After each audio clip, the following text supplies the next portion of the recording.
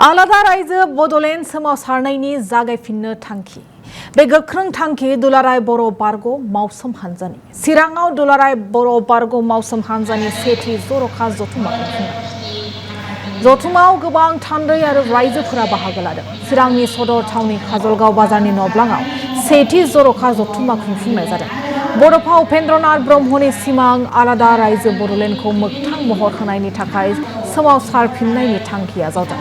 आलादा रायजो बड'लेण्डखौ बिथा खालायना दुलाराय बर' बारग' मावसोम हान्जाया जर'खा जथुमा खुंफुंदों।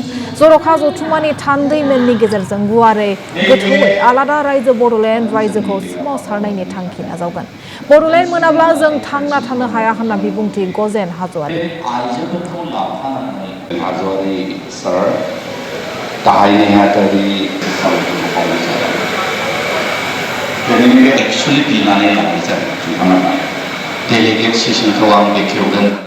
जोंनो आलादा रायजो सृष्टि खालामनांगौ बड'लेण्ड मुङै बे दाबिखौ लानानै जिथु सोमावसारनाय जादोंमोन। बे जोंनि सिमां, बे जोंनि दाबिया जाफुङाखै। दिनैसिम 20 बोसोर बारलांबाय।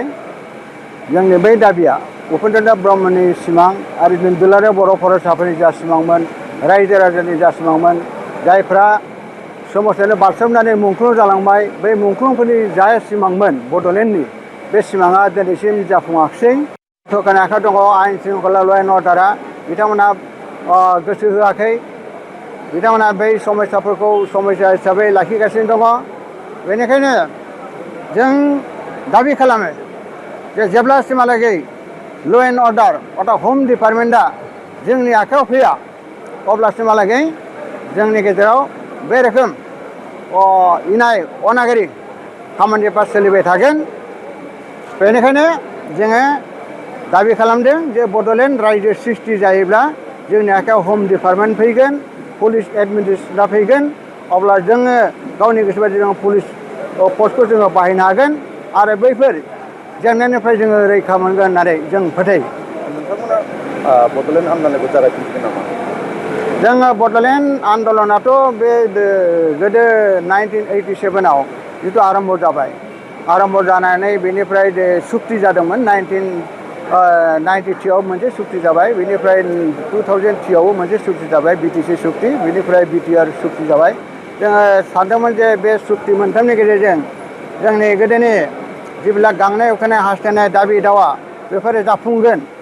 गासिबो जाफुङाब्लाबो अन्तत 90% जाफुंगोन होननानै जोङो मिजिं खालामदोंमोन। खिन्थु नुनो मोनबाय जे बिटिसि सुक्तिनि गेजेरजोंबो गोबां जोंहा दाबि दावाफ्रा थालांबाय, जेंनाफ्रा थालांबाय।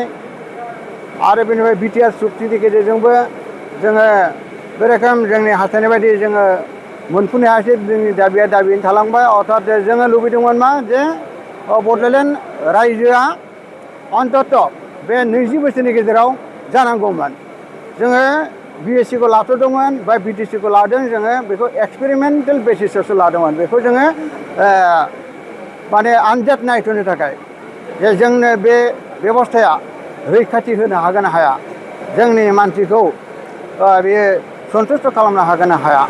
गतिके जों नुनो मोनबाय जे बे बेबस्थाया जोंनि बर' हारियानो जाथों एबा जोंनि बिटिसि ओनसोलनि मानसिफोरनि गासैनिबो रैखाथिखौ होनायाव फेलें जादों। जेंनाफोरखौ समस्याफोरखौ समाधान खालामनायाव फेलें जादों। आरो जोंहा बर' हिसाबै जोंहा हा हुनि माखासे मोन्थाय दंखायो, बेलेन्ड ब्लकनि मोन्थाय दङ। बे मोन्थायखौ आसाम सरकारा खुनु प्रकारै मावफुङाखै। आरो बेनिफ्राय जोंहा राव दङ, थुनलाइ दङ, जोंहा कालसार दङ। बे कालसारफोरखौ फेहेरनांगौ आरो जोंनि सिनायथिखौ जोङो लाखिनांगौ। मुलुगाव जोङो जोंनि सिनायथिखौ बर' हारि हिसाबै जोङो दिन्थिनांगौ, फेहेरनांगौ। बेखौ जोङो स्कपखौ मोनाखै आरो बेखौ आसाम सरकारनि फ्राय जोङो बेखौ आसा खालामनो हाया। बेनिखायनो जों बेफोरखौ जुदि जाफुंहोनांगौब्ला जोंनो